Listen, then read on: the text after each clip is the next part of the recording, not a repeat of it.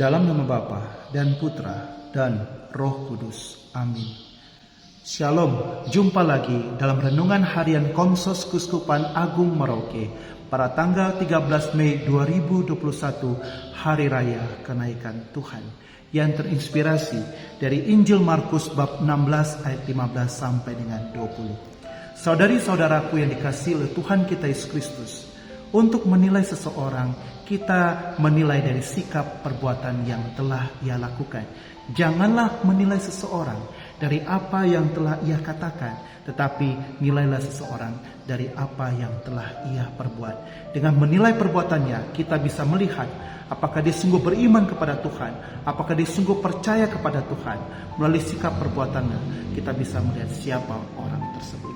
Saudari-saudaraku yang dikasihi dalam Tuhan, di dalam Injil, Yesus menampakkan dirinya kepada para murid selama 40 hari. Untuk apa? Yesus menampakkan diri kepada para murid selama 40 hari untuk memperkuat, memperteguh, membangkitkan iman dan harapan para murid yang sudah sirna ketika melihat Yesus disalibkan. Karena apa? Karena mereka menganggap Yesus adalah Mesias politik. Dan mereka sungguh-sungguh mengharapkan Yesus akan menjadi raja yang akan memimpin bangsa Israel. Dan itu kelihatan dari mana? Ketika Yesus meminta mereka untuk jangan pergi dari Yerusalem, tinggal di Yerusalem untuk menantikan kuasa dari Allah itu. Salah satu murid mengatakan, Tuhan, pada masa inikah Engkau akan memperbarui atau membangun kerajaan bagi Israel? Di situ kelihatan bahwa mereka masih menganggap Yesus sebagai Mesias politik. Tetapi semua akan berubah ketika Pentakosta terjadi, ketika Roh Kudus tercurahkan. Disitulah para murid sadar bahwa Yesus bukanlah Mesias politik, tapi Yesus adalah Mesias yang membebaskan seluruh umat manusia dari perhambaan dosa. Yesus menjadi Mesias yang jauh lebih besar daripada Mesias politik. Dan Yesus bangkit, bukan hanya saja bangkit, tetapi dia memberikan satu perintah, yaitu pergilah ke seluruh dunia, beritakanlah Injil kepada segala makhluk. Untuk apa pergi ke seluruh dunia dan memberitakan apa? Memberitakan rahmat pengampunan, pertobatan, keselamatan, penebusan dosa kepada seluruh umat yang percaya kepada Tuhan Yesus Kristus.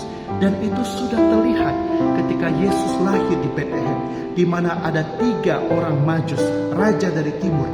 3 raja di luar dari orang-orang Yahudi sudah datang menyembah Yesus. Sedangkan Raja Herodes yang seharusnya raja orang Israel tidak datang menyembah Yesus. Itu berarti Yesus waktu datang pun dia sudah menunjukkan bahwa keselamatan juga diberikan kepada bangsa yang lain.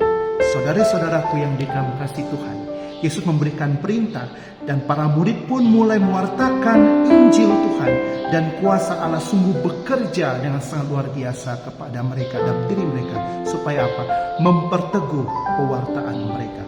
Dan kuasa pengajar iman inilah yang diberikan kepada kaum klerusan ini, yaitu para diakon, para imam, uskup, dan paus.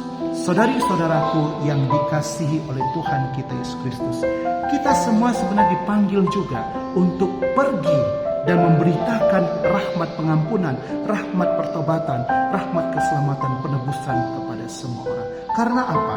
Waktu kita dibaptis, kita memeterai Bapa, Putra, dan Roh Kudus, dan kita mengambil imamat umum pada saat itu. Dan ketika habis selesai Ekaristi, kita mendapat tugas keputusan itu.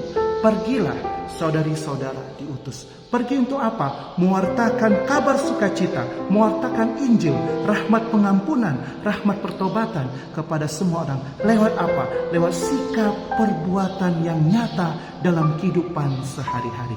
Saudari-saudaraku yang dikasihi Tuhan, kita sungguh bisa menampilkan jati diri kita sebagai pengikut Kristus yang sejati.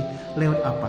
Lewat sikap perbuatan yang nyata dalam kehidupan sehari-hari. Yesus katakan, kasihilah Tuhan Allahmu dengan segenap hati, jiwa, akal budi, dan kekuatan, dan kasihilah sama manusia seperti engkau mencintai dirimu sendiri. Maka itu, pergilah, wartakanlah kabar gembira itu. Lewat apa? Sikap perbuatan nyata kita sehari-hari, tindakan kasih dalam kehidupan sehari-hari.